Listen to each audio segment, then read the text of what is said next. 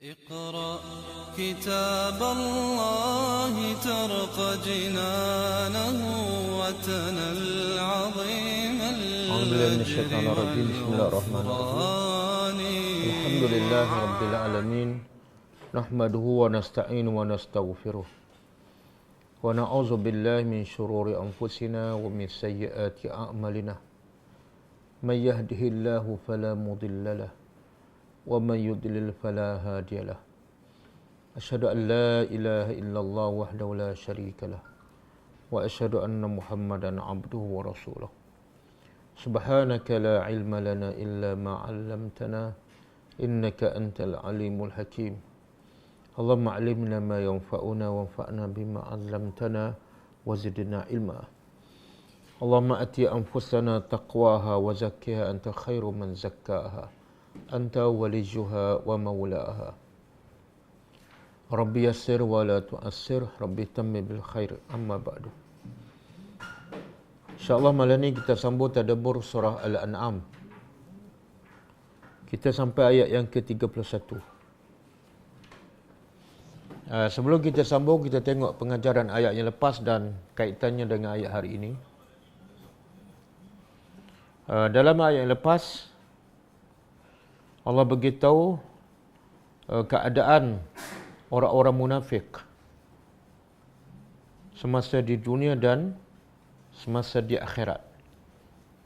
Antara ciri-ciri orang munafik ialah daripada ayat 25 Allah beritahu auzubillahi minasyaitonir rajim wa minhum man yastami'una ilaik wa ja'alna 'ala qulubihim akinnah an yafqahuhu wa fi adhanihim waqra.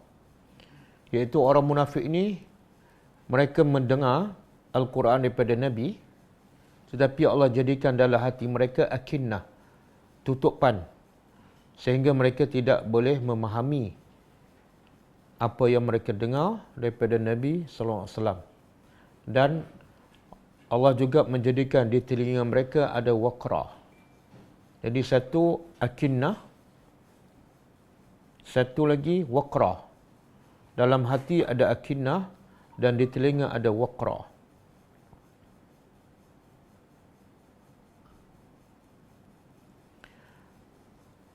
Dan sekiranya mereka melihat setiap ayat, setiap bukti kebesaran Allah, mereka tetap tidak beriman.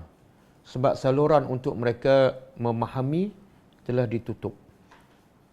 Dan saluran untuk mereka memahami telah ditutup oleh Allah sebab puncanya ialah mereka sendiri. Mereka sendiri yang tidak ingin kepada kebenaran ataupun menolak, maka ketika itu Allah menutup pintu hati mereka. Kemudian Allah beritahu mereka bukan setakat menolak kebenaran, tapi mereka menghalang orang lain daripada menerima kebenaran. Maka mereka ini bukan setakat sesat, tapi menyesatkan orang lain. Assalamualaikum warahmatullahi wabarakatuh. Kemudian Allah beritahu ayat 27, keadaan mereka, orang munafik dan juga orang kafir di akhirat besok, iaitu mereka menyesal dan mereka minta dikembalikan semula ke dunia. Seraya mereka berjanji, sekiranya mereka dikembalikan, mereka akan menjadi orang-orang yang beriman. Tetapi Allah tempelak mereka dengan mengatakan bahawa sekiranya mereka dikembalikan semula ke dunia, mereka pasti akan kembali seperti asal. Iaitu mereka akan melanggar perintah Allah dan tidak mentaati Allah. Apa yang mereka janji semuanya adalah pembohongan. Kemudian Allah beritahu akidah ataupun kefahaman orang-orang kafir dan juga orang munafik ialah, akidah besar mereka ialah mereka tidak beriman dengan hari kebangkitan. Bagaimana Allah sebut dalam ayat 29. Wa qalu in hiya illa hayatuna dunya wa ma nahnu bimab'utsin. Mereka menganggap hidup mereka hanya di dunia sahaja. Dan bila mati mereka tidak akan dibangkitkan kembali.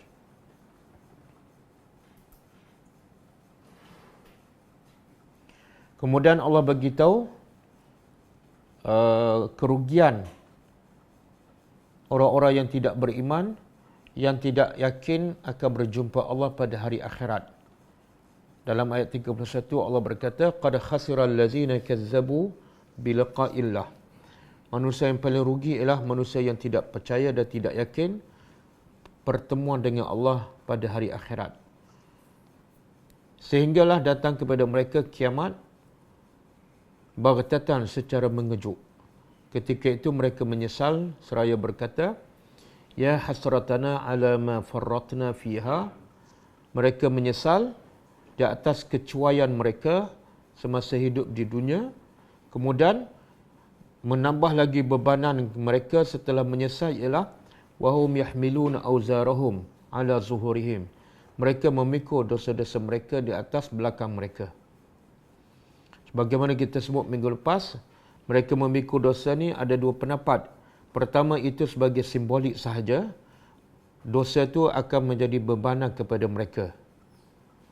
Dan pendapat kedua, dosa itu dijadikan dalam bentuk yang diletakkan di belakang mereka sehingga memberatkan belakang mereka. Kemudian Allah kata, alangkah buruknya apa yang mereka telah lakukan. Jadi ayat yang lepas Allah beritahu penyesalan dan kerugian orang-orang kafir dan juga orang munafik di dunia dan juga di akhirat. Kemudian ayat hari ini Allah nak beritahu kenapa orang-orang kafir dan orang munafik menyesal di akhirat. Sebab mereka menganggap dunia ni adalah sebagai matlamat utama hidup mereka, ataupun mereka menganggap dunia adalah hanya main-main sahaja. Tidak perlu dilakukan secara bersungguh-sungguh. Jadi ayat hari ini Allah terangkan antara punca manusia rugi di akhirat besok ialah apabila mereka menganggap dunia ini adalah main-main. Kita tadabbur. A'udzubillahi minasyaitonirrajim. Wa mal hayatu, dan tidaklah al-hayatud dunia, kehidupan dunia. Kehidupan dunia, kehidupan kita sekarang lah. Tapi kenapa dinamakan dunia? Apa makna dunia sehingga kehidupan ini dinamakan dunia?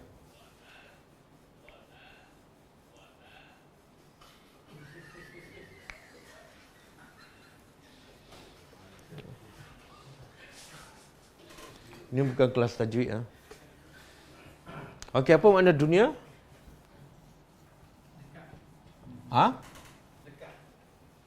Satu makna dunuwu, iaitu dekat. Yang kedua, bukan. Yang kedua, dunia makna hina. Jadi yang mana satu? Dua-dua betul. Dunia makna dia dekat, iaitu kita dapat sekarang. Sebab tu lawan dia akhirat. Kenapa dinamakan akhirat? Sebab dia di akhir. Buat apa saja amal soleh kita tak akan dapat sekarang. Kita akan dapat di akhir kehidupan. Jadi dunia dinamakan dunia sebab dekat. Ataupun dunia juga bermakna hina. Kenapa dunia dinamakan kehidupan dunia ini dinamakan dunia? Sebab kehidupan dunia adalah satu kehidupan yang hina. Kenapa dia hina? Sebab Allah cipta dunia hanya untuk sebagai bahan ujian kepada manusia. Dan dia tidak ada nilai langsung bila dibanding dengan kehidupan akhirat. Kita biasa dengarkan hadis yang Nabi buat perumpamaan dunia. Nabi kata apa? Antaranya Nabi sebut dalam satu hadis, "Lau kanatid dunya ta'dilu indallahi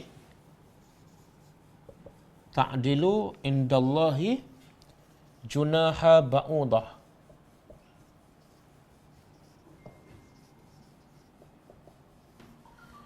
Kalau dunia itu ta'dilu, menyamai di sisi Allah junah, satu sayap nyamuk.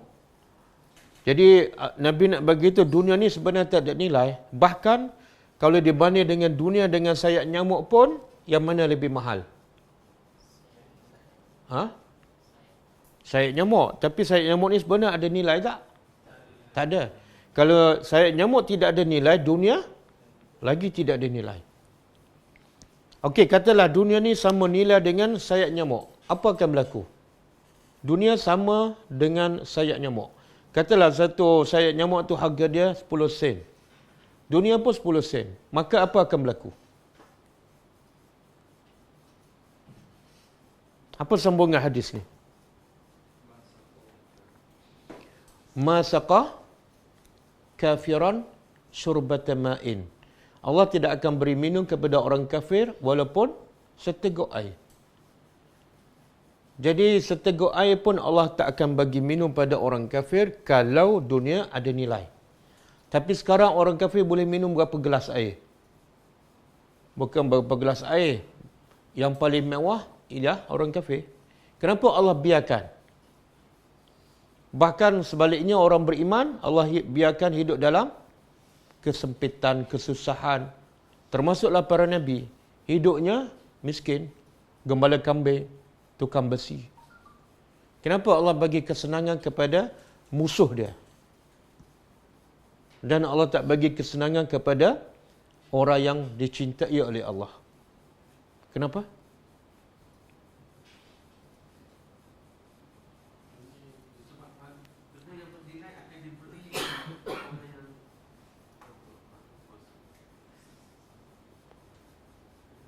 Apa sebab? Ha?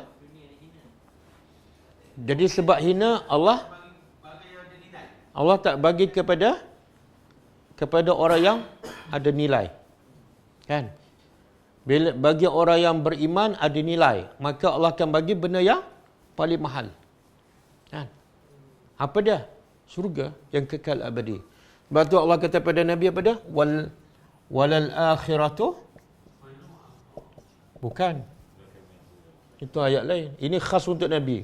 Walal akhiratu khairun laka minal ula. Allah kata apa? Wala sawfa yu'tika rabbuka. Tuhan engkau akan bagi pada engkau sehingga engkau tarda. Apa dia tarda? Puas. Apa dia? Walal akhirah, iaitu pasti akhirat itu khairul laka. Ini khas untuk Nabi. Pasti akhirat itu lebih baik bagi engkau minal ula, daripada ula. Ula apa makna? Dunia. Ula ni makna yang awal lah. Dunia, akhirat yang akhir. Kan? Sebab tu Nabi tak kisah bab dunia. Sebab Allah dah bagi jaminan. Akhirat lebih baik bagi kamu. Boleh? Maka sebab tu orang kafir dapat benda yang kadang-kadang paling mewah. Paling nikmat. Sebab Allah bagi kepada musuh dia. Pastilah barang yang tak bernilai. Okey.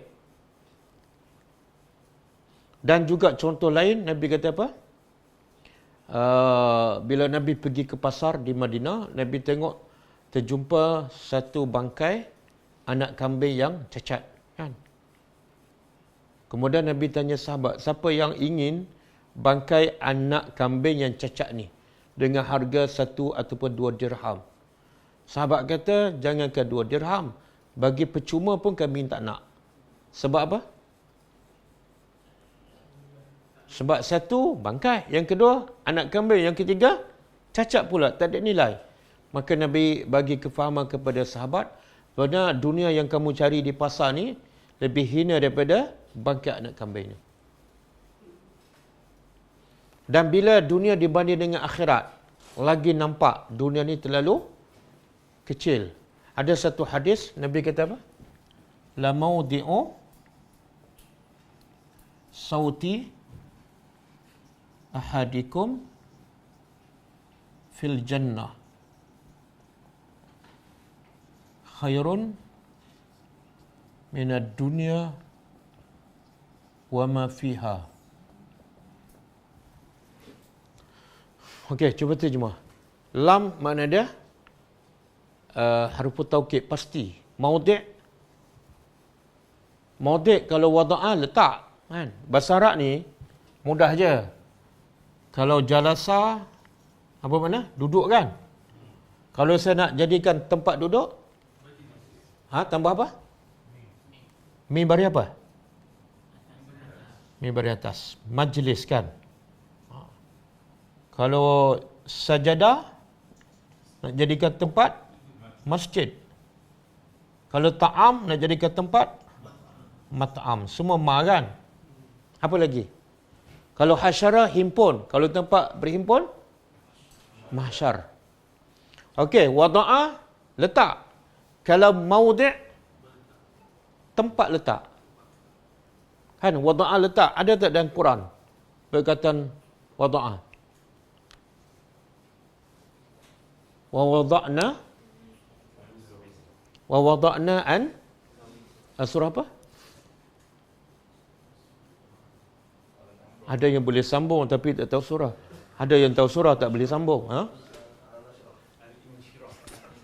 Surah Insyirah kan. Apa makna wa wada'na? Kami letak ataupun kami angkat. Jadi Nabi nak bagi tahu nilai dunia dibanding dengan akhirat. La mawdi'u, pastilah tempat letak. Sauti ni cemeti. Ahadikum, seseorang kamu, fil jannah, di dalam surga. Tempat sangkut cemeti kan? Besar tak? Berapa meter? Tempat letak kunci lah.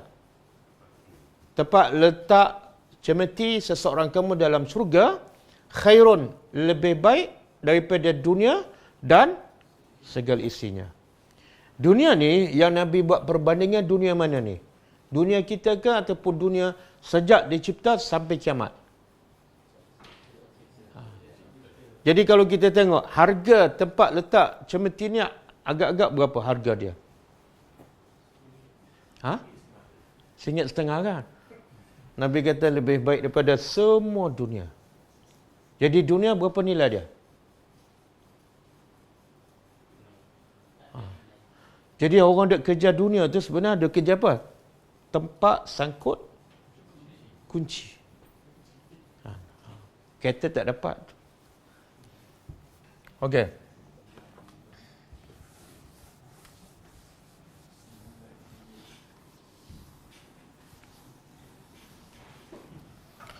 Okey. Allah kata apa? Punca manusia menyesal di akhirat ialah dia menganggap dunia ni main-main. Maka Allah menafikan, tidaklah kehidupan, Allah mengesahkan, tidaklah kehidupan dunia kecuali la'ibun. La'ibun apa dah? Main-main, walahwun dan lahwun apa dah? Tipu daya ataupun kelalaian. Bila dapat dunia, lalai. Kan? Apa beza la'ibun dengan lahwun? Apa beza?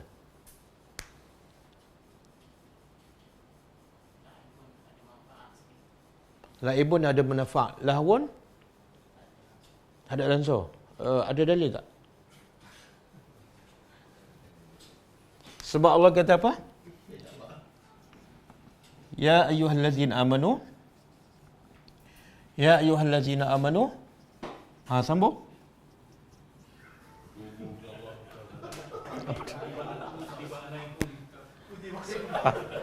Itu belum lagi, sebulan lagi. La tulhikum amwalukum wala auladukum an zikrillah. Wa man yaf'al zalika fa ulaika humul khasirun. Okey, tengok. Di sini Allah kata, wahai orang beriman, la tulhikum. Jangan. Tulhi ni daripada perkataan lahwun. Laha yalhu talhu. Wahai orang beriman, jangan melalaikan kamu, apa dia? Harta-harta kamu dan anak-anak kamu daripada apa? Daripada berzikir pada Allah. Okey, saya nak tanya, harta ni ada faedah tak? Harta ada faedah tak? Ada. Rafian, ada faedah? Tadi kata lahwun benda tak ada faedah langsung. Kan? Aulad, anak. Ada faedah tak? Ada. Ada faedah. Jadi bezanya apa? Laibun, apa-apa saja perkataan ataupun perbuatan yang tidak ada faedah. Kita balik.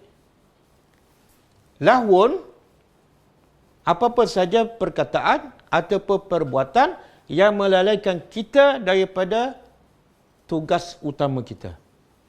Mungkin dia ada faedah, tapi dia melalaikan. Contoh ni.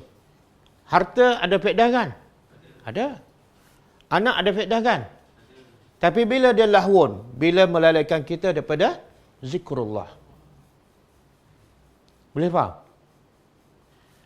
Laibun, benda yang tak ada faedah. Sebab itulah dalam, ada juga tafsiran laibun ni ketika kanak-kanak.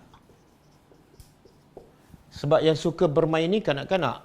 Lahwun ketika muda ataupun remaja. Budak-budak bila main mainan ada faedah tak? Main rumah pasir, main masak-masak kan? Ada faedah tak? Tak ada faedah kan? Dia beli bekas cawan plastik, pinggan plastik kan, dapur berplastik kan? Itu laibun. Boleh. Lahwun kadang-kadang ada faedah. Tetapi bila melalaikan kita daripada tugas utama kita, dia lahwun. Ada ketika dia boleh jadi laibun dan boleh jadi lahwun sekaligus. Okey. Contoh laibun, apa dia? Ini contoh budak-budak laibun ni main benda yang tidak ada faedah kan. Biasanya siapa ni? Budak-budak. Tapi kita ni boleh tak berlaku? Kita main benda yang tak ada faedah. Macam budak-budak. Boleh? Contoh? Main apa? Main handphone. Main bola kan? Main bola ada faedah tak? Berpeluh. Berpeluh ada faedah tak? Sihat. Sihat lepas tu dapat apa? Memang hujung bunyi cantik lah. Kenapa exercise nak ibadat, nak bangun malam? Tengok-tengok tak bangun pun. Jadi bila dia exercise sampai 2 jam, tapi iman tak bertambah, amal soleh tak bertambah, itulah ibun. Faham? Apa saja kita buat yang akhirnya tak membawa kepada kebaikan untuk akhirat, maka dia adalah laibun. Kumpul barang antik kan? Kereta antik, sterika lama, sterika arang kan? Kumpul stamp. Main gitar kan? Kumpul gitar. Tak. Tak, biasanya tak duduk kat sana.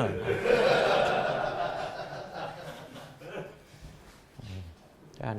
Main piano kan? Itu laibun. Sebab apa? Dia ada meningkatkan iman. Tak ada. Kadang-kadang bicycle, cycling kan, 2-3 jam. Bangun malam tak pun. Tak ada buat Al-Quran 1 hari tak juga. Itulah ibun.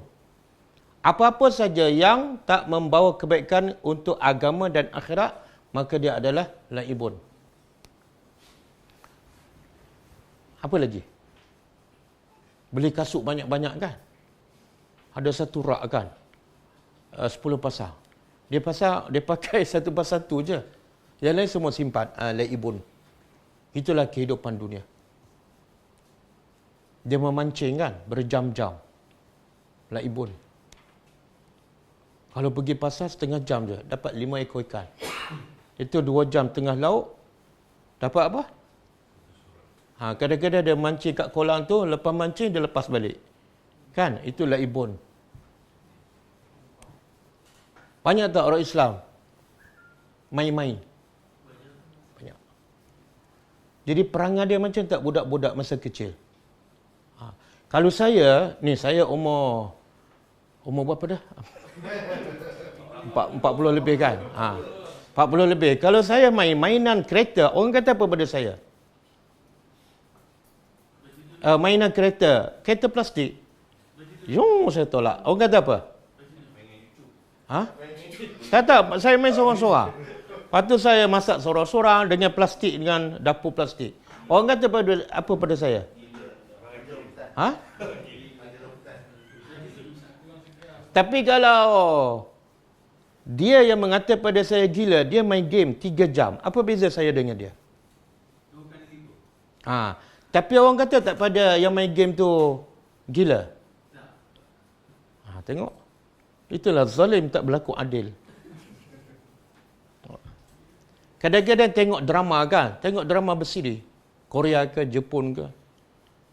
Laibun ke? Ataupun ada faedah? Laibun. Cerita apa? Cerita apa? Cuba bagi saya satu cerita yang ada faedah. Ya Rasul bukan drama. Ada pusing dah. Itu bukan drama. Itu dokumentari kan? Boleh? Tanah kubur. Tanah kubur. Biasa tengok? Tanah kubur. Laibun tak? Tengok tak nak mengaku. Laibun lah. Laibun lah. 1 jam kan tengok. Lepas tu tengok pula orang buka aurat. Kan? Kita mendorong orang untuk buat drama lain pula. Dalam keadaan dia buat maksiat. Buka aurat, lelaki perempuan bergaul bebas. Ustaz ada pengajaran. Apa dia pengajaran? Yang Quran kamu baca 20 tahun pun belum dapat lagi pengajaran. Kan? Jadi lahwun kadang-kadang ada faedah. Tapi bila dia melalaikan kita, contohlah, satu hari tu, kita baca mesej. Benda bagus, kan? Tapi kita terlupa nak zikir pagi. Maka itu adalah lahwun. Satu hari kita tak sempat nak baca Quran dan nak tadabbur. Sebab apa? Duk jawab mesej orang. Maka itu adalah lahwun. Kenapa? Sebab melalaikan daripada yang lebih utama. Ada tak amalan lebih utama daripada baca dan tadabbur Al-Quran? Ada? Tak ada. Tak ada. Sebab tu kata Ibn Qayyim, kalau manusia tahu betapa besarnya faedah dan kebaikan tadabbur, orangnya akan sentiasa disibukkan dengan tadabbur. Tapi akhirnya disibuk dengan apa? Urusan lain. Apa dia? Lahwun. Kadang-kadang dia baca buku agama. Tapi bila masuk waktu solat, dia terus baca. Baca buku agama ketika itu lahwun. Faham? Sebab apa? Melalaikan daripada keutamaan. Okey. Jadi Allah kata kehidupan dunia tidak lain tidak bukan melainkan main-main ataupun melalaikan. Kadang-kadang main dengan cucu kan. Sampai terlupa ada kelas tadabbur. Main dengan cucu tu adalah lahwun. Okey. Sebab itulah biasa yang tertipu dengan dunia ni siapa? Siapa? Orang yang tak beriman. Allah kata apa? Dalam surah Al-Baqarah. Zuyyina lillazina kafaru al-hayatad dunya. Bukan. Zuyyina lillazina kafaru al-hayatad dunya. Kemudian? Bukan. Bukan. Tak, itu ayat lain. Itu Ali Imran. Ini surah Baqarah. Zuyyina lillazina kafarul hayatud dunya.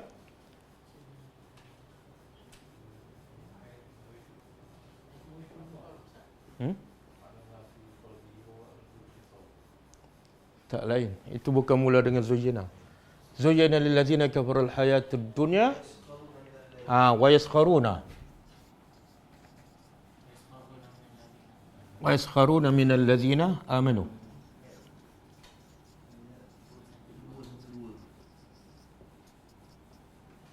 Kemudian walladzina taqaw fawqahum yaumal qiyamah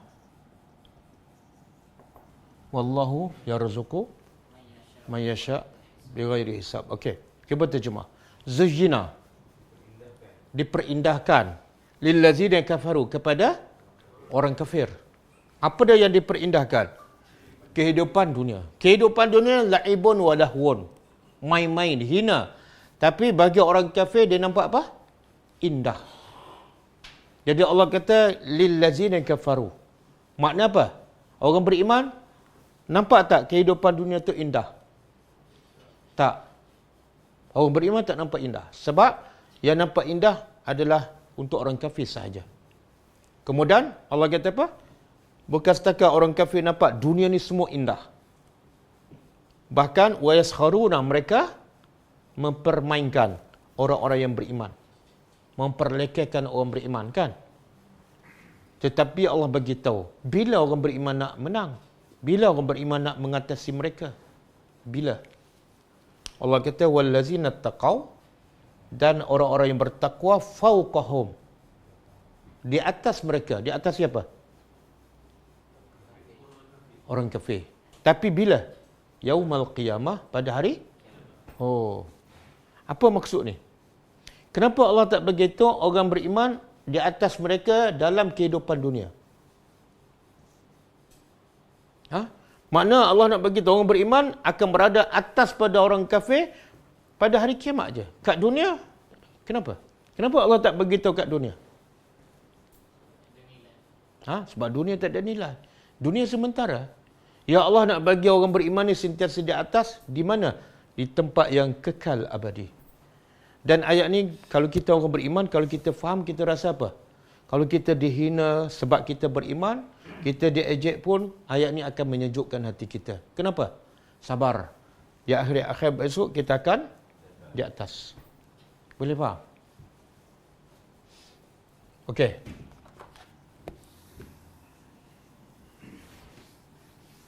Kemudian Allah kata apa? Waladdarul akhirah. Dan lam ni pasti harufut taukid. Pastilah negeri akhirat. Kenapa dinamakan akhirat?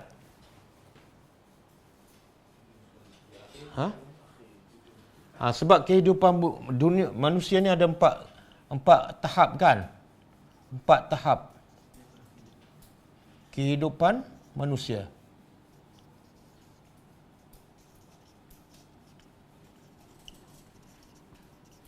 Pertama apa dia? Dalam perut. Perut siapa? Ibu. Yang kedua? Tak, di dunia. Bila lahir kat dunia. Yang ketiga?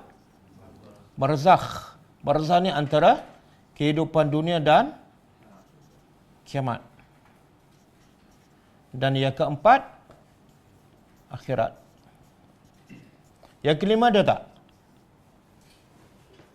Yang kelima ada? Tak ada. Sebab tu dia panggil ini, nombor 4 ni akhir. Yang terakhir dah. Tidak ada lagi kehidupan selepas itu. Jadi Allah kata apa? Pastilah kehidupan akhirat, negeri akhirat khairun. Lebih baik. Lillazina, bagi siapa? Adakah kehidupan akhirat baik untuk semua manusia? Bukan. Bukan untuk semua manusia. Ia hanya baik bagi orang-orang yang bertakwa. Apa makna bertakwa?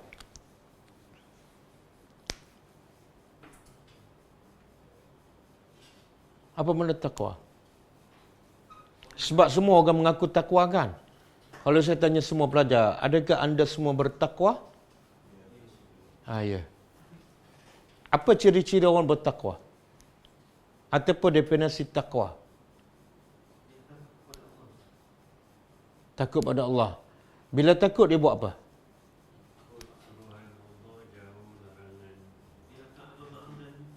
Dia takut pada azab Allah dengan melaksanakan perintah dan meninggal larangan.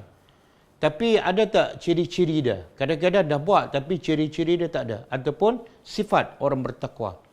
Ada, Allah sebut banyak. Antaranya dalam surah apa? Kadang-kadang dia solat dah, dia puasa dah, dia bersedekah dah. Tapi sifat bertakwa tidak ada. Yang Allah sebut dalam surah apa? Surah Ali Imran. 135. Allah kata apa? Syurga seluruh langit dan bumi disediakan untuk orang yang bertakwa. Siapa? Allazina yunfiquna fis sarra'i wad dharra. Yang sentiasa infak harta dia ketika senang dan susah. Yang kedua, al-kazimin al-ghaiza, tahan marah. Dia boleh kontrol marah. Yang ketiga, wal-afina anin nas, suka maafkan orang. Orang buat salah banyak mana sekalipun, lama mana sekalipun, dia maafkan terus. Yang keempat, apabila dia melakukan dosa besar ataupun zalim pada diri dia, orang bertakwa buat tak dosa besar, buat. Tapi beza dia dengan orang lain buat dosa besar ialah orang bertakwa bila buat dosa besar, zakarullah, terus ingat pada Allah, terus ingat pada azab Allah dan fastaghfaru. Mereka terus bertaubat dan walam yusirru ala ma fa'alu wa hum ya'lamun. Dan mereka tidak kekal dalam dosa. Itu beza orang bertakwa. Kalau dia panah barang, dah solat, dah puasa, tapi panah barang, belum bertakwa lagi. Kalau susah nak maafkan orang, belum bertakwa. Kalau kedekut, ataupun dia bagi sedekah ketika dia senang je, ketika susah dia tak bagi, senyum pun tak, belum bertakwa. Ataupun semua dah okey, cuma bila buat dosa, dia kekal dalam dosa, pun belum takwa. Dosa kecil berterusan, kan? Okey, suka buang masa, suka cakap kosong. Okey, boleh Jadi bagi orang beriman, bagi orang bertakwa, apa yang lebih baik? Dunia ke akhirat? Dunia ke akhirat? Apa beza?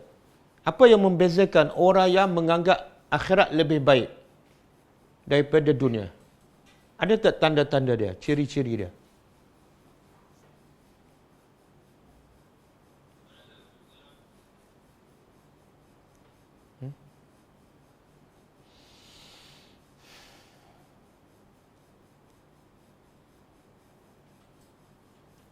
Apa dia? Tak, ciri-ciri orang yang menganggap akhirat lebih baik pada dunia. Ataupun tanda-tanda. Contoh?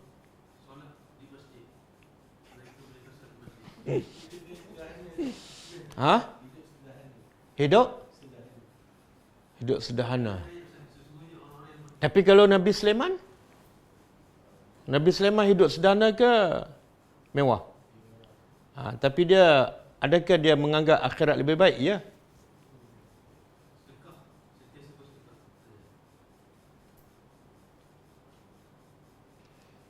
Orang kalau dia anggap akhirat lebih baik, maka masa dia akan lebih banyak kepada benda yang membawanya ke akhirat.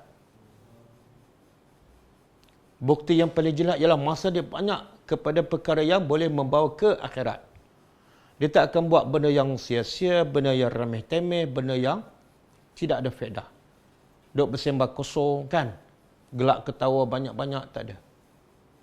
Sebab itulah seorang sahabat, kan, yang bila ditanya kepada Rasulullah, masa tu nak berperang. Dia tanya Nabi, kalau aku mati sekarang, di mana tempatku? Nabi kata, fil jannah, di syurga. Di tangannya ada apa? Kurma. Apa dia buat dengan kurma tu? Dia campak. Kenapa dia campak? Sebab dia kata lambat sangat. Akhirat adalah lebih baik baginya. Maka kurma tu melambatkannya untuk pergi ke akhirat. Itu baru makan kurma, bukan buat maksiat. Maka kurma halal ke haram? Halal. Kemudian makan sebiji kurma, lama ke tak? Kejap je, tapi bagi dia lama. Kenapa? Sebab akhirat baginya jauh lebih baik. Jadi maka kurma tu baginya melambatkannya. Boleh? Tengok, begitu juga ciri-ciri orang yang menganggap akhirat lebih baik ialah dia banyak buat benda yang paling Allah suka. Apa dia? Yang paling Allah suka ialah ahabbun nasi ilallah anfa'hum linnas. Dia akan buat benda yang paling banyak memberi manfaat kepada orang. Sebab apa? Orang ni yang paling Allah cinta. Sebab tu Nabi kata apa? daripada aku beriktikaf di masjid sebulan kan. Ini bukan buat maksiat, beribadat. Kemudian di masjid Nabi lagi. Nabi kata, maka lebih aku suka keluar untuk mencari saudaraku, untuk menunaikan hajatnya. Boleh faham? Beribadat akhirat tak? Akhirat. Pahala besar tak beribadat di masjid Nabi? Sebulan pula.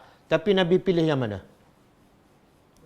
Sebab Nabi tahu akhirat tu kena buat apa yang paling Allah suka. Kadang-kadang beribadat di masjid yang kita suka tapi belum tentu Allah suka. Yang paling Allah suka ialah banyak membantu orang, bukan banyak membantu diri sendiri. Okey. Boleh ya? Ada orang mengatakan kena seimbangkan antara dunia akhirat. Betul ke tak? Tak betul. Kenapa tak betul? Kenapa tak betul? Bagi hujah. Hidup kena seimbang antara dunia dan akhirat. Tujuan hidup untuk akhirat. Jadi tak boleh seimbang lah. Tapi dalam ayat ni ada jawapan. Allah kata apa? Akhirat? Boleh tak kita seimbangkan? Bila akhirat lebih baik, mana dunia? Tak baiklah. Bila yang ni tak baik, yang ni lebih baik. Mana boleh seimbang? Kan? Tak masuk akal. Apa dah? Dunia pula tak ada nilai. Dunia laibun walahbun. Yang ni kekal abadi. Mana boleh seimbangkan? Itu kadang-kadang ayat apa? Ayat Iblis. Iblis nak gambarkan kehidupan yang salah tu kerja dunia supaya nampak betul. Maka dia bawa ayat seimbangkan antara dunia dan akhirat. Mana boleh? Benda yang tak baik dengan benda yang baik, mana boleh kita seimbangkan? Okey. Habis macam mana Ustaz nak tolak dunia? Bukan. Jadikan dunia sebagai alat untuk akhirat. Jambatan ataupun mazra'ah. Dunia apa dia? Dunia mazra'ah al-akhirah. Apa makna mazra'ah? Dunia tempat bercucuk tanam. Bukan tempat laibun. Bukan tempat lahun. Bila kita bercucuk tanam, kita seronok tak? Tak. Bila kita seronok? Menuai. Bila menuai? Di akhirat. Jadi dunia bukan tempat seronok. Tempat bercucuk tanam. Boleh faham? Siapa yang seronok tu, dia perasanlah. Bercucuk tanam pun tak. Boleh? Yalah kebun tak ada.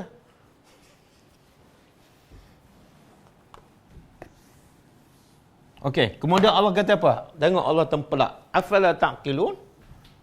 Apakah kamu tidak daripada akal, tidak faham, tidak berakal?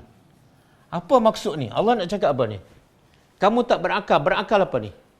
Ataupun kamu tak faham ke? Faham apa?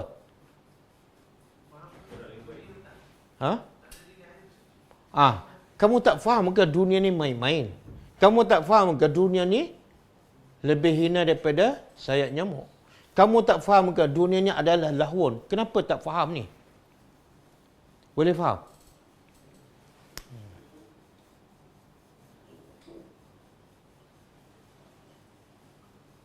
Dia kadang-kadang ibu bapa ke, kadang-kadang guru ke, dia bagi formula yang salah pada anak-anak kan. Kadang-kadang bila anak dia pergi bekerja, dia pesan. Dia kata apa? Bila kamu bekerja tu, jangan lupa akhirat. Jangan lupa solat. Dunia juga, tapi akhirat jangan lupa. Betul tak ayat tu? Salah. Yang betul? Betulkan ayat tu?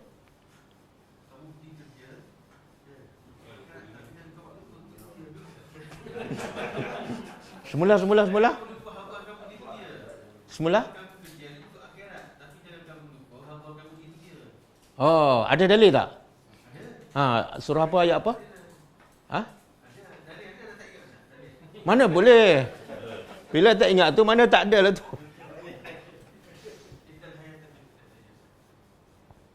Dalilnya surah Al-Qasas, ayat 77. Surah Al-Qasas, ayat 77.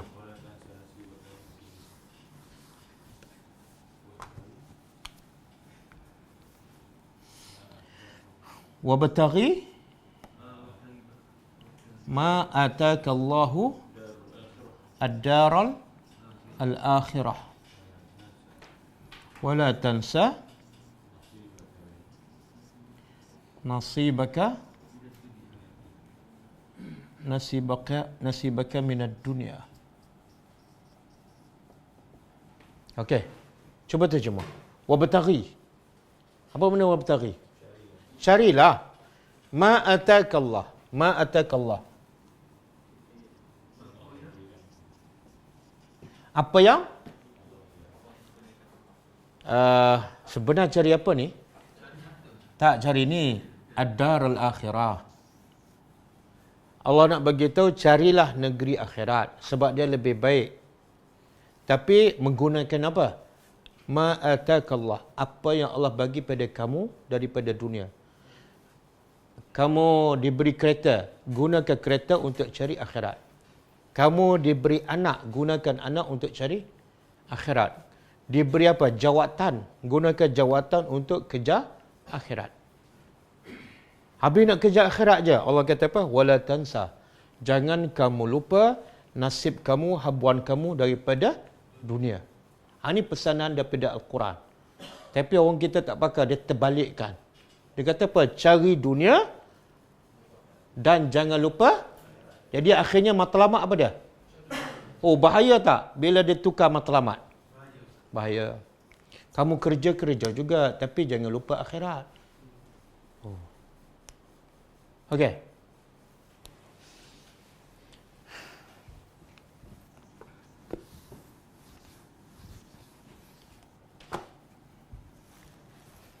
Okey, kemudian Allah kata apa? Qad na'lamu, sesungguhnya na'lamu, kami tahu. Kami ni siapa? Allah. Apa yang Allah tahu? Innahu, sesungguhnya, la yahzunuka, pasti akan yahzun apa? Yahzun, sedih, akan menyedihkan engkau. Menyedihkan engkau. Engkau ni siapa? Nabi Muhammad. Allah kata kami tahu. Apa dia yang Allah kata kami tahu? Iaitu akan menyedihkan engkau. Apa yang akan menyedihkan Nabi? Apa yang Nabi sedih ni? Apa yang menyebabkan Nabi sedih? Kalau kita, biasanya kita sedih sebab apa? Nak tengok sama tak sebab kita sedih dengan sebab Nabi sedih? Kalau kita sedih sebab apa? Putus cinta. Itu zaman sekolah. Kena tipu kan? Rugi bisnes 100 ribu modal. Kan? Bankrupt. Sedih tak? Tapi tengok apa yang Nabi sedih. Tak sama dengan apa kita sedih. Allah kata sesungguhnya kami tahu, sesungguhnya akan menyedihkan engkau. Apa dia? Allazi, yang yaquluna, mereka berkata.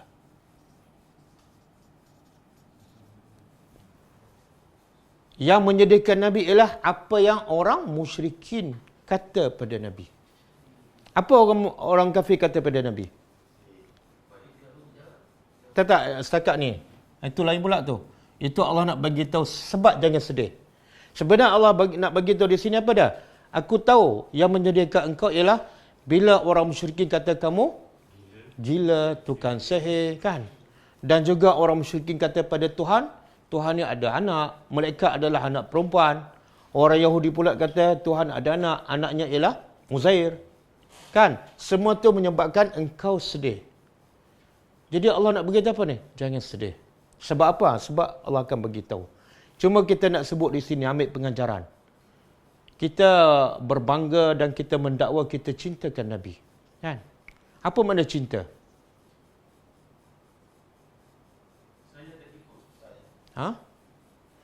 Cinta ialah kita suka apa yang orang tu suka dan kita sedih apa yang dia. Itulah cinta. Betul tak?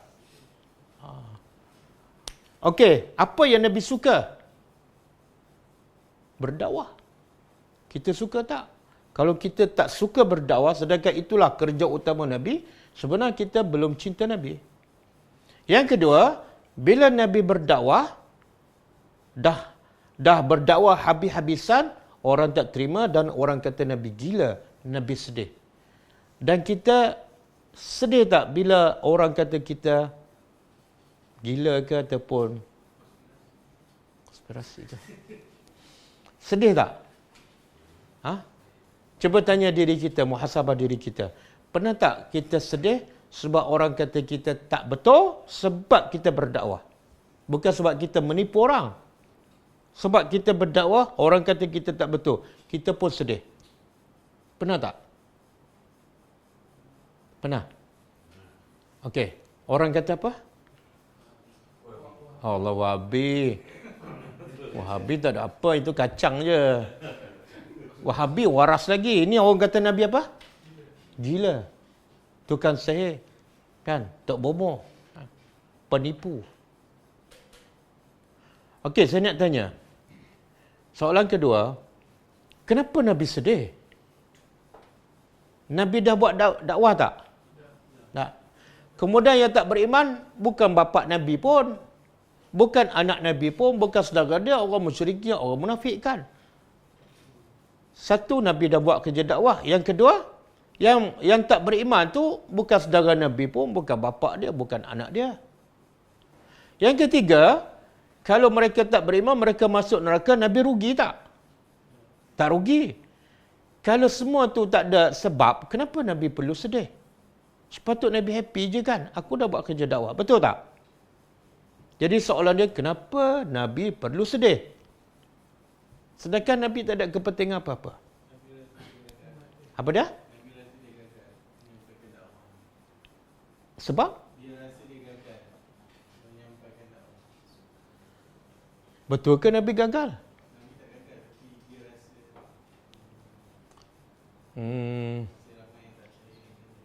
Bukan. Nah, kalau sebab Nabi rasa dia gagal, bagi dalil.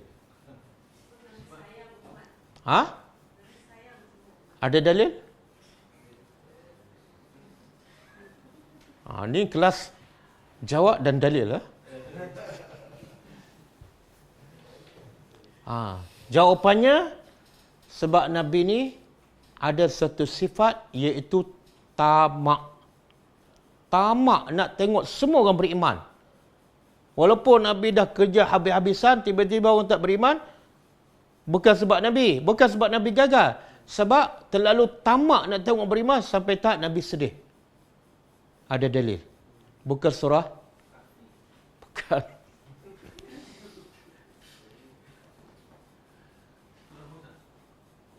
Agak-agak surah apa? Dia surah ni, orang Melayu suka baca Yasin, 3 Qul, Al-Kahfi. Semua bukan. Tapi jawapannya ada dalam satu ayat. Ayat ni orang Melayu suka baca. Saya rasa semua orang Melayu ni, apa dah? Bukan. Ayat tu menunjukkan Nabi ni ada sifat tamak nak tengok umat dia semua beriman.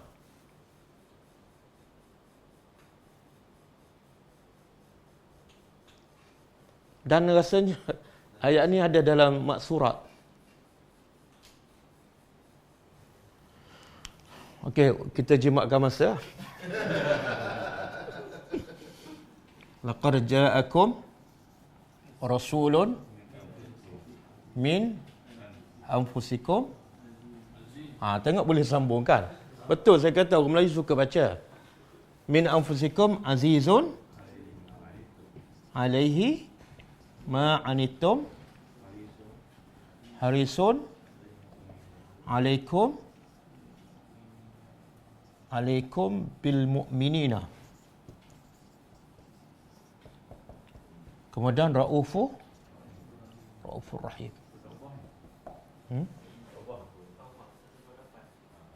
Tak, Taubah 128. Akhir. Sebelum second last. Okey, cuba terjemah. Laqad. Pasti sesungguhnya ja'akum. Telah datang pada kamu rasul, seorang rasul min anfusikum, dari kalangan kamu sendiri, bangsa kamu, bahasa kamu dan yang kamu kenal. Dan apa sifat Nabi ni? Azizun alaihi ma'anitum. Aziz apa makna? Dia rasa berat. Berat apa dia? Nabi rasa berat ma'anitum. Apa yang kamu tanggung. Subhanallah. Kita rasa berat, yang orang tanggung ke yang kita sendiri tanggung? Kita kan? Tak pernah kita rasa berat sebab masalah orang. Betul kan? Biasa duduk pening-pening kepala sebab masalah kita ke masalah orang? Masalah kita. Nabi rasa berat apa dia? Apa yang ditanggung oleh umat dia. Nabi susah tak? Susah. Hidup susah, rumah pekecil, dakwah kena balik, tapi Nabi tak pernah sedih pasal diri dia. Yang Nabi sedih bila menimpa umat dia. Satu sifat dia, azizun. Yang kedua, ni harisun makna tamak. Harisun ni, dia tamak ni, dia ada yang baik, ada tak baik. Tamak yang tak baik ialah tamak hak orang. Tamak yang baik ialah tamak nak tengok orang tu jadi baik. Jadi Nabi terlalu tamak untuk melihat umat dia beriman. Bila dah, sebab tu Nabi bekerja keras. Dengan sifat tamak ni, dia bekerja 24 jam berdakwah. Dan bila orang tak beriman, Nabi sedih. Beza tak dengan kita? Beza. Kita sedih tak bila orang tak beriman? Berapa ramai orang tak beriman kat luar, tak solat, buka aurat kan? Sedih tak? Pernah tak menangis, memikirkan masalah orang taman kita? Bukan orang di Selangor lagi. Orang taman kita. Pernah tak menangis? Takkan yang tu pun nak fikir, nak menjawab?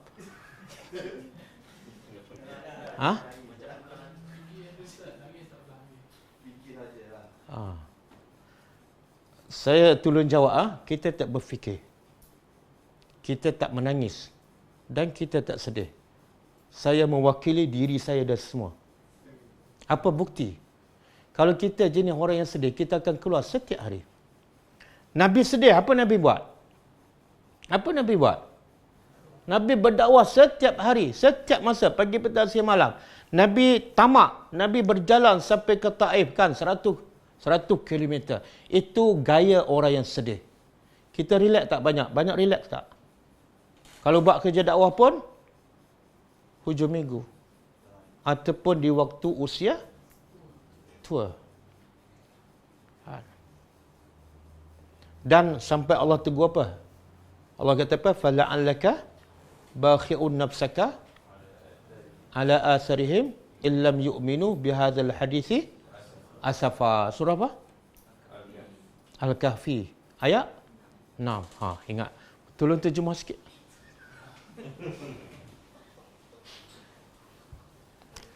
Allah kata apa?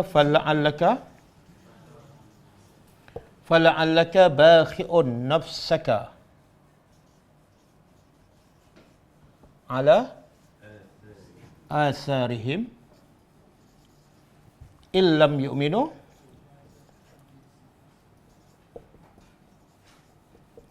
بِهَذَا الْحَدِيثِ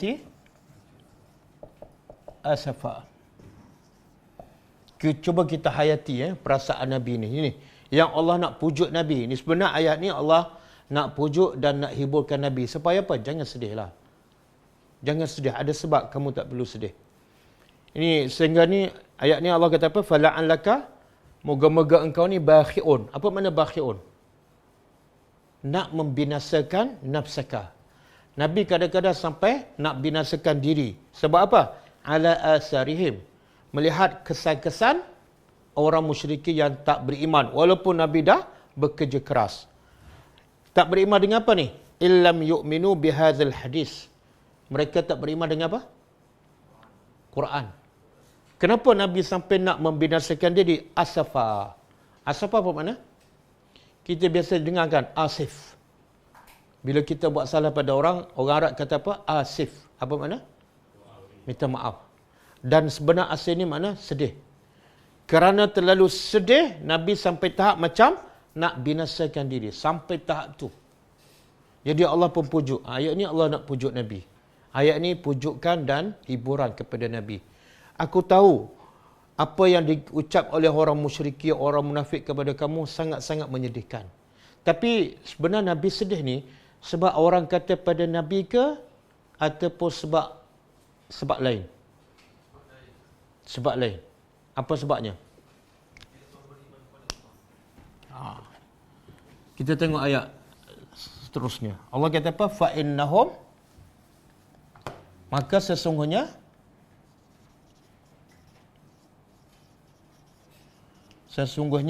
mereka la yukazzibunaka, tidak mendustakan engkau. Allah nak beritahu, aku tahu kamu sedih, tapi jangan sedih. Sebab apa jangan sedih? Sebab mereka bukan mendustakan engkau. Faham? Betul tak orang musyrikin Mekah tak pernah mendustakan Nabi? Betul tak? Tapi dia kata tak Nabi gila, Nabi tukang sihir? Dia kata tak? Kenapa Allah kata mereka tak mendustakan Nabi? Sedangkan mereka memang tuduh Nabi gila. Macam mana nak faham? Tapi mereka tuduh tak Nabi gila, tukang sihir? Katakan. Tiba-tiba Allah kata mereka tak mendustakan engkau. Macam mana? Apa dia?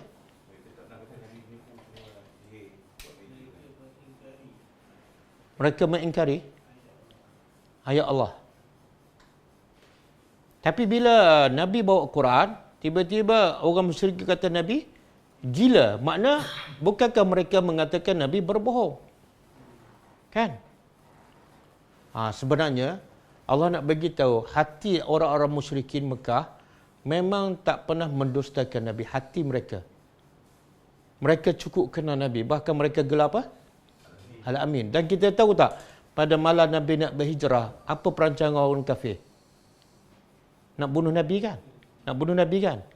Dan kita tahu tak, barang-barang orang musyrikin Mekah, bila mereka nak simpan barang dengan selamat, mereka tinggal kat siapa? Kat Nabi.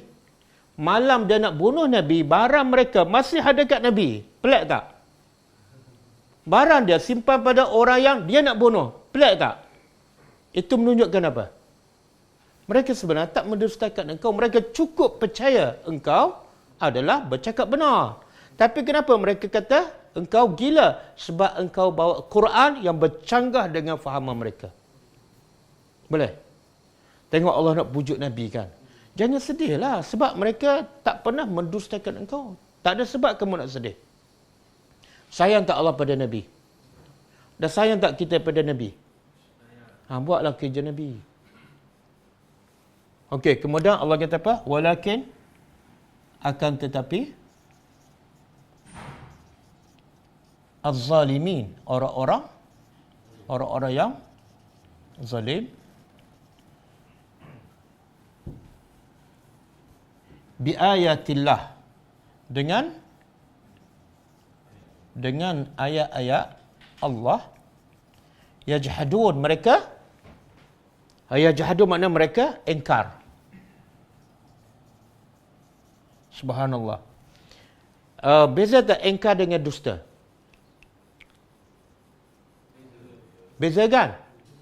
Maknanya orang musyrikin bukan mendustakan Nabi. Mereka bukan dustakan Al-Quran sebab mereka tahu Quran memang benar. Habis mereka apa? Mereka ingkar. Ingkar ni apa dah? Quran betul tapi saya nak tolak. Dia tak terima. Macam ada setengah orang kita kan, saya tahulah sunnah Nabi tapi tak apalah. Sebenarnya dia ingkar lah tu. Betul tak? Dia bukan mendustakan. Yang saya buat pun tak salah. Saya tahulah itu hadis sahih. Tapi yang saya buat sebenarnya dia mengingkari. Boleh? Tengok Allah kata apa ni? Zalim. Tiba-tiba keluar orang zalim. Kalau kita nak tadabbur kenapa Allah sebut zalim di sini? Apa munasabahnya? Sebelum ni tak ada kan? Tak ada orang zalim. Tiba-tiba keluar zalim. Makna Allah nak beritahu sesiapa yang mengingkari ayat Allah dia adalah zalim. Dan zalim yang paling besar apa dia? syirik. Siapa yang tolak satu ayat je ataupun satu perkataan je, dia adalah zalim. Kan? Satu. Yang kedua, Allah sebut mereka ingkar apa ni? Apa makna ayat? Apa makna ayat? Tanda. Bila sebut tanda, makna benda tu jelas.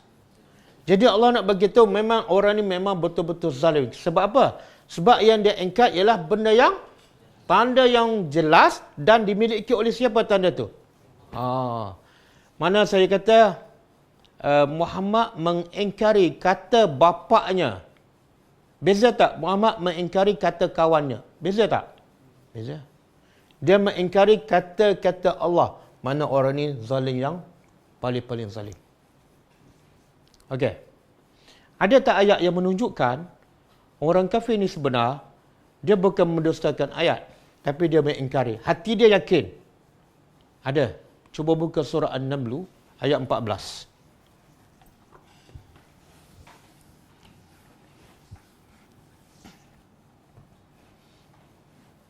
Surah An-Naml ayat 14. Ada wajahadu kan?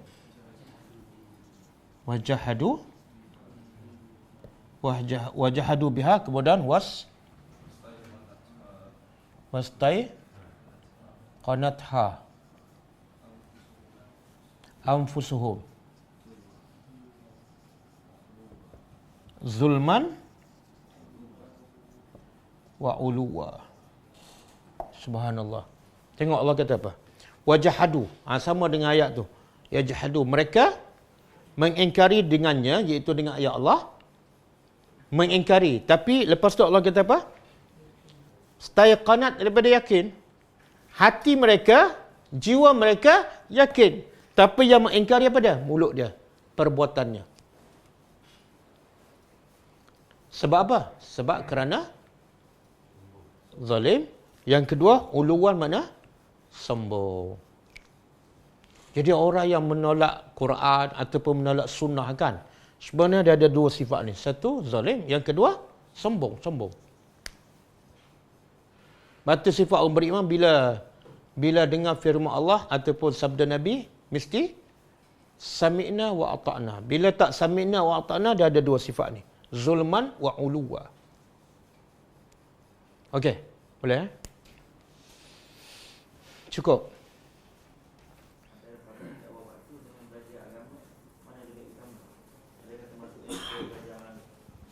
Tak, kalau melewatkan solat Isya disebabkan kuliah, itu ada dalil. Ada hadis, Nabi kadang-kadang melewatkan solat Isya. Bahkan dalam hadis itu disebut sahabat-sahabat menunggu Nabi sehingga sahabat terlentuk kepalanya. Jadi kalau melewatkan solat Isya, apatah lagi untuk perkara yang bermanfaat seperti kuliah maghrib, maka tidak salah dan ada dalilnya. Wallahu a'lam.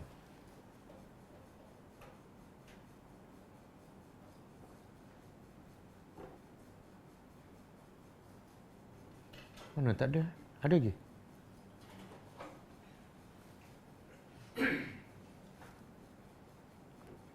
Tak boleh nak scroll. Mana tak boleh nak scroll.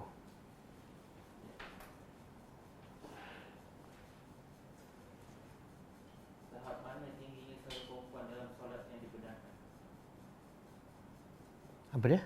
Tahap mana tingginya suara perempuan dalam solat yang dibenarkan? Dia sekadar dengar di telinga dan tidak sampai menimbulkan fitnah. Sekadar dengar di telinga.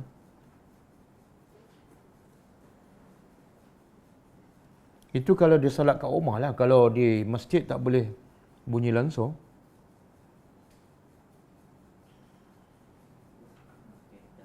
Sebab itulah bila wanita nak menegur kesalahan imam, kalau lelaki dengan sebut subhanallah dengan suara. Tapi kalau wanita tak boleh dengan suara, kena dengan tepuk tasbih.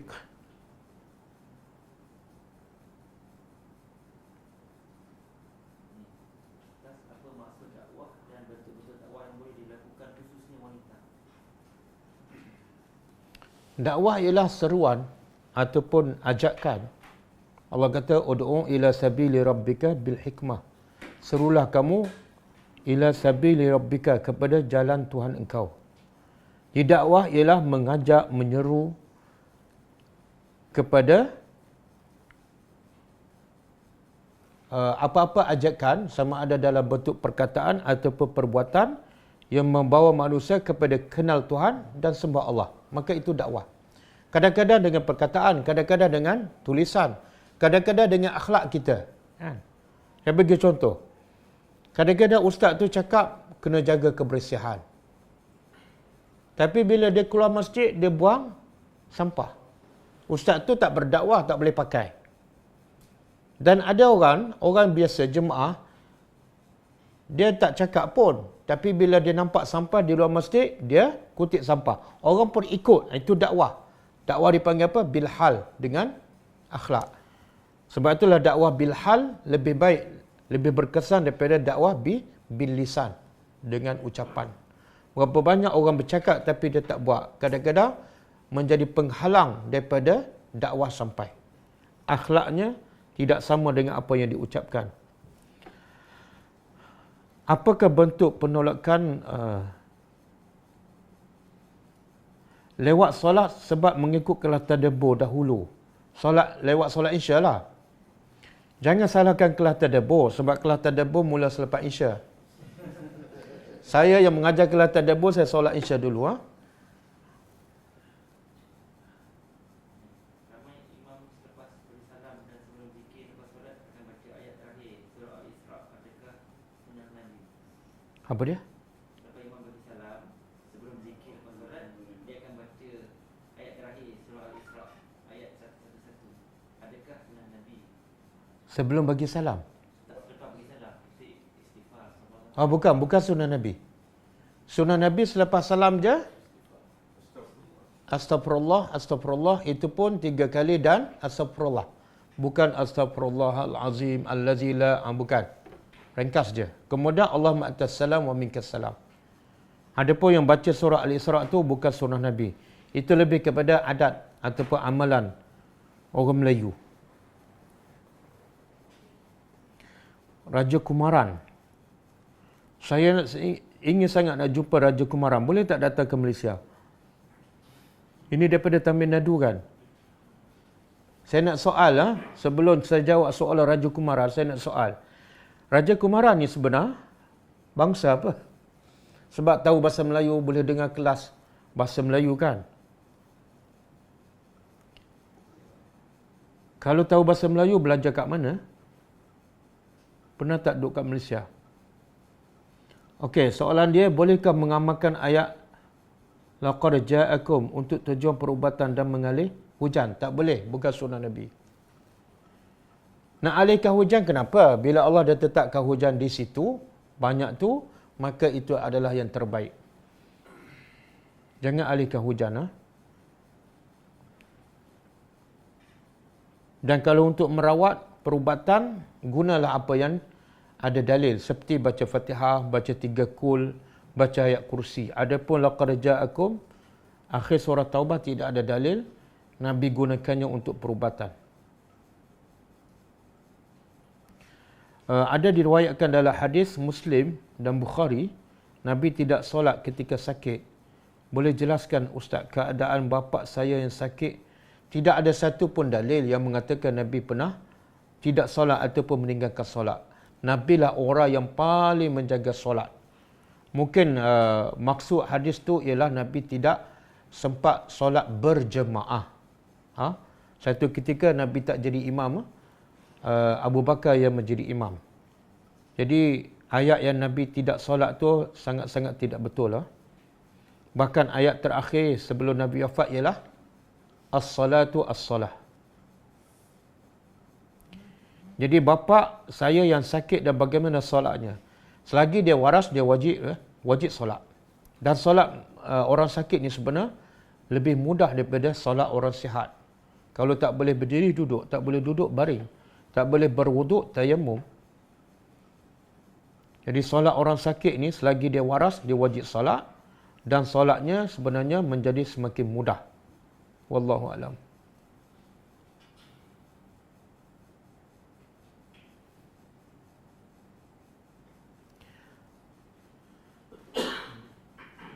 Masa tahajud tiba-tiba teringat solat sunat ba'diyah.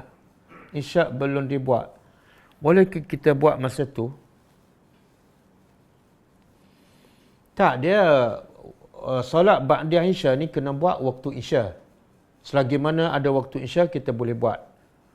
Dan waktu isyak ni ada dua pendapat bila berakhir. Pendapat pertama, bila masuk waktu subuh, berakhirlah waktu isyak. Jadi kalau ambil pendapat ni, kita boleh solat sunat ba'diyah isyak sampai sebelum subuh. Dan pendapat kedua lebih kuat. Iaitu waktu isyak akan berakhir di pertengah malam. Lebih kurang pukul 12 malam ataupun pukul 1. Jadi bila dah habis waktu isyak, tidak boleh lagi solat sunat ba'diyah isyak.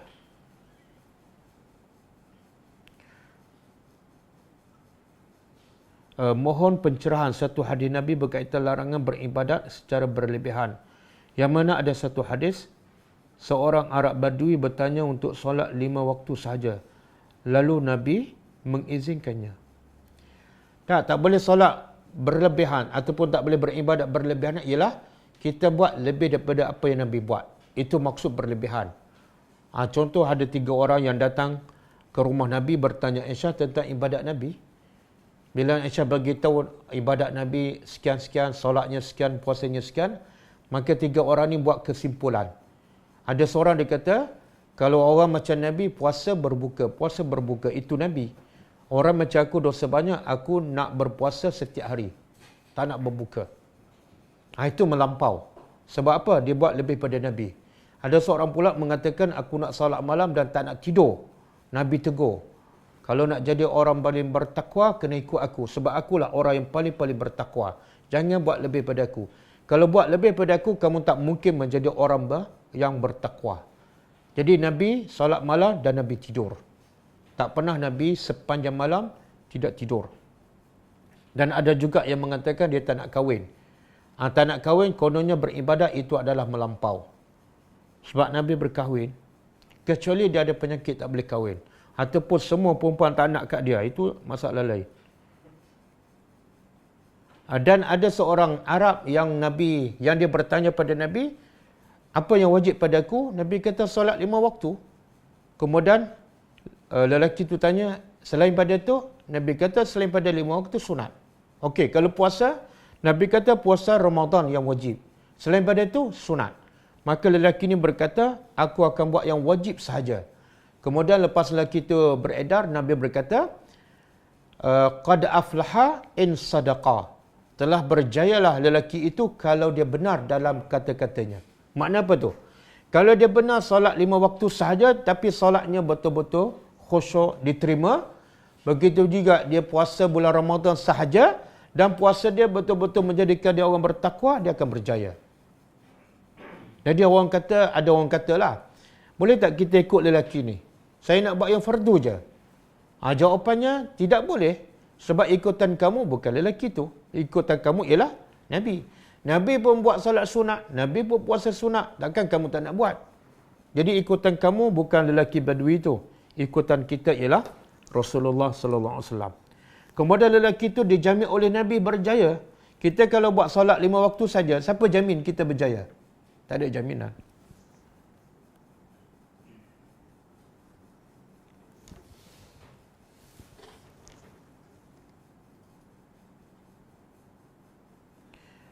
Ustaz, Ramadan nanti waktu kuliah masih sama ataupun ada perubahan jadual? Kita tengok nanti. Nanti kita beritahu. Yang siang hari itu samalah, kekal 9.30. Yang malam ni mungkin kita buat lepas tarawih kan? Lepas tarawih pukul 10 lah. Jadi habis pukul 12. Lepas tu sambung dengan tahajud lah.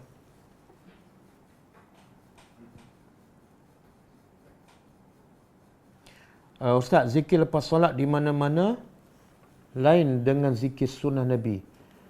Patut ke kita tegur? Lepas tu kita zikir ikut sunnah je. Tengoklah, dia kaedah nak menegur kemungkaran. Syaratnya apa? Syaratnya ada kita rasa ada kemungkinan ataupun kita yakinlah orang akan dengar walaupun dia tak berubah pun. Paling kurang dia dengar. Tapi kalau kita rasa dengan kita tegur tu menjadi masalah lebih besar, bergaduh apa semua, maka jangan tegur. Sebab tujuan mencegah kemungkaran dah tak ada dah. Bahkan menambahkan lagi kemungkaran yang lain. Itu kaedah mencegah kemungkaran. Contoh orang minum arak kan. Kalau kita tegur dia minum arak, dia ambil botol, dia pecah, dia tikam kita. Maka dengan cara itu menyebabkan mudarat lebih besar. Maka ketika itu haram kita menegur kemungkaran. Sekiranya dia yakini membawa kepada mudarat yang lebih besar. Wallahu a'lam. Apa pandangan Ustaz, mahkamah benarkan Kristian guna nama Allah dalam buku-buku agama mereka? Pandangan saya ialah pandangan Al-Quran. Allah kata apa? Alhamdulillahi Rabbil Alamin. Segala puji bagi Allah. Allah. Siapa Allah? Rabbil Alamin. Iaitu pencipta, pemilik sekalian alam. Bila sebut sekalian alam, termasuk semua tak? Termasuk semua. Dan Allah kata, Kul a'udzu bi rabbin nas. Allah kata pada Nabi, katalah aku berlindung dengan siapa? Rabbin nas. Rabbin nas siapa? Allah lah. Siapa manusia? Bila sebut Rabbin nas, termasuk tak semua orang kafir? Ya. Jadi pandangan saya, pandangan Al-Quran.